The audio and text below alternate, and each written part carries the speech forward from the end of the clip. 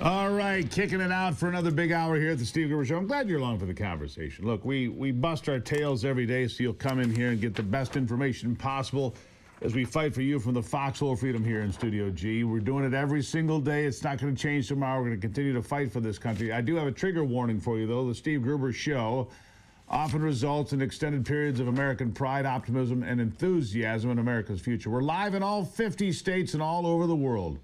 It's a dirty job, but I'm willing to do it for you. Here are three big things you need to know right now. Number one, Ilhan Omar is arguably the worst member of the U.S. Congress. She hates this country.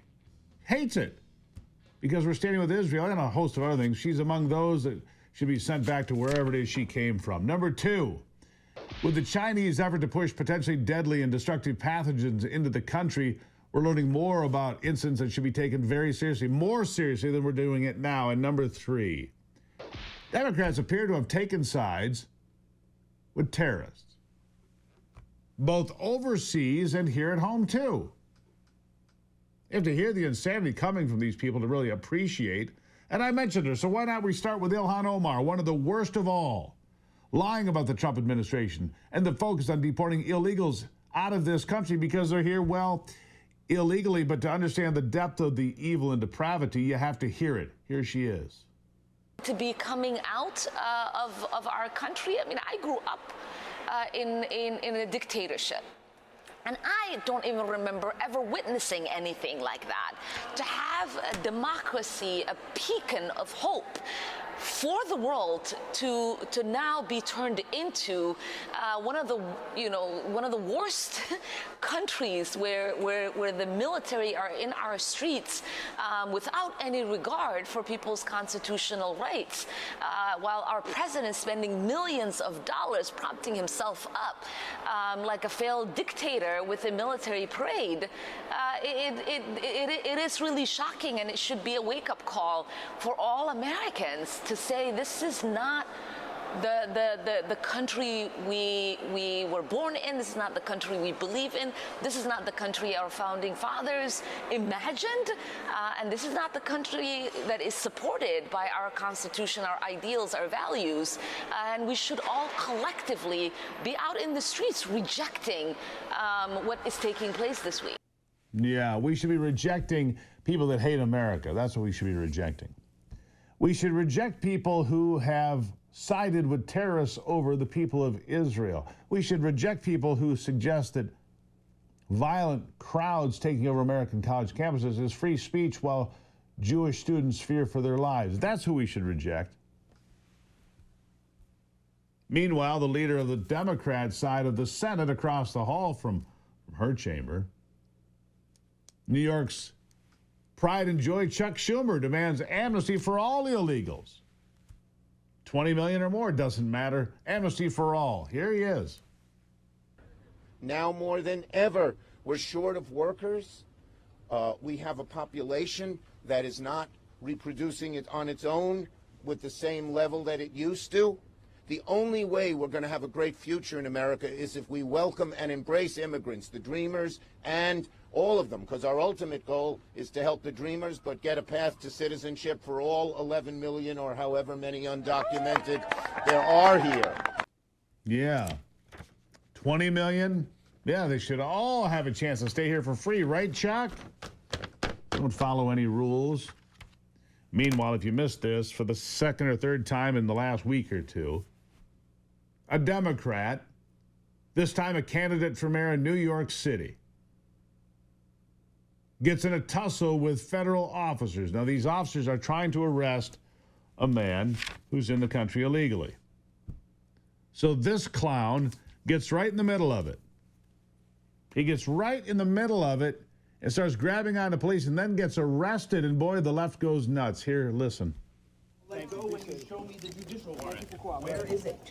Sir, where is the warrant? I have it in my hand here. I would like to see the warrant. I would like to see the warrant, and then I will let go. I would like to see the warrant, and then I will let go. Take him in. Take him in. Take him in. Take him in. Let's go. You don't have the authority to arrest U.S. citizens. Sir, you don't have the authority to arrest U.S. citizens. You don't have to. I'm not obstructing. I'm standing right here in the hallway. I asked to see the judicial warrant.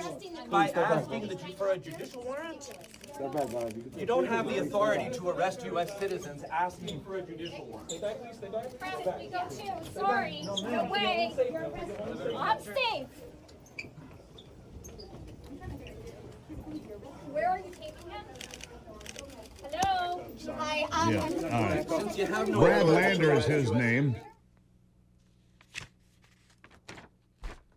Brad Lander is his name. Hours later, he's walked out of the federal courthouse where he was being held. And, of course, he came out with New York Governor Kathy Hochul. Hochul said the charges against Lander had been dropped, though the U.S. Attorney's Office for the Southern District of New York said it's continuing its investigation. He was clearly latching on. If I grabbed onto federal law enforcement like that, I would be in jail. The governor wouldn't be coming to my defense. Not ever. But here's what the governor said. Listen. And that's when I got word of what had happened to my colleague in government, our controller, Brad Lander.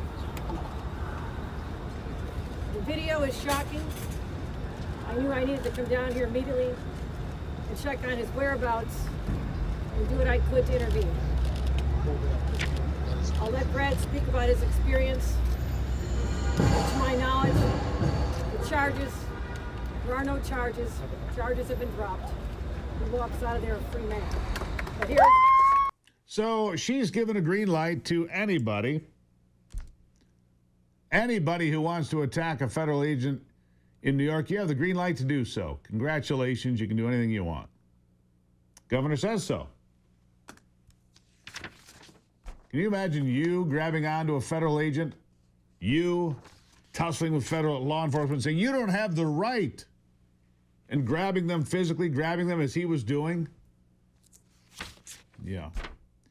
You'd still be working on making bail if any bail was set at all.